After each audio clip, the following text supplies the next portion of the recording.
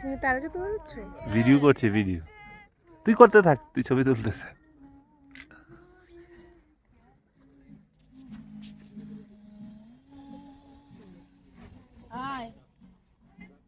Please আজকের ভুটানের এক্সপিরিয়েন্সটা দারুণ, খুব সুন্দর, একজন একজন করে।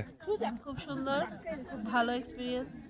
দুর্গা মন্দিরটাও খুব ভালো দেখলাম, বুদ্ধ স্তূপাটাও খুব ভালো দেখলাম। এরপর নেক্সট দেখা যাক দুর্গা মন্দিরের মুখটা খুব সুন্দর ছিল, মূর্তি।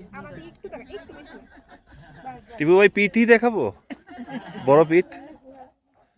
কি বলুন? ভুটান সম্পর্কে এই যে আপনার ট্রিপ। আপাতত ভালো লাগছে, সকালে খুব ঠান্ডা ছিল, এখন ঘুরতেছি, রৌদ্র প্রচন্ড আছে, ভালোই লাগছে।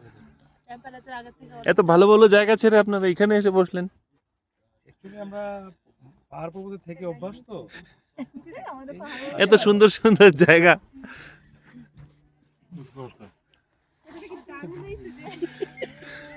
তারপর কি ব্যাপার, মানে এখানে কেন আসলাম? মানে কেমন লাগছে ভুটান এই যে ঘুরলেন? নিউ জায়গা, নতুন জায়গা দেখতে তো এমনি ভালো লাগে। ন্যাচারাল বিউটি, গ্রিন সিটি, এবং ওরা টুরিস্ট আকৃষ্ট করার জন্য সেরকম কোনো এক্সট্রাঅর্ডিনারি কিছু করেনি, বাট নতুন জায়গা দেখতে তো ভালো লাগে।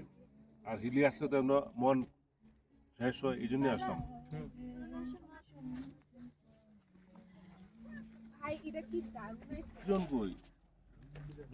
বলো ভুটান এক্সপিরিয়েন্স খুব সুন্দর, খুব ভালো। তারপর এত সুন্দর সুন্দর জায়গা ভুটানে, আপনারা এই জায়গাটা পছন্দ করলেন বসার জন্য? সুন্দর করে গান গাইছে, গানটা আমার খুব ভালো লেগেছে। এদিকে গেলি বাবা, ওইদিকে সিঁড়ি আছে, ওইদিকে নিয়ে আয়, এখানে উঠিয়ে দাও।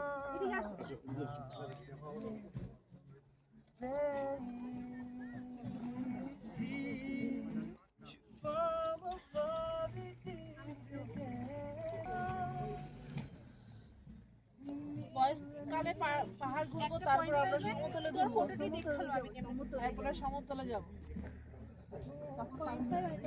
কার্বন ফ্রি দেশ তো, ঘুরতে মজা।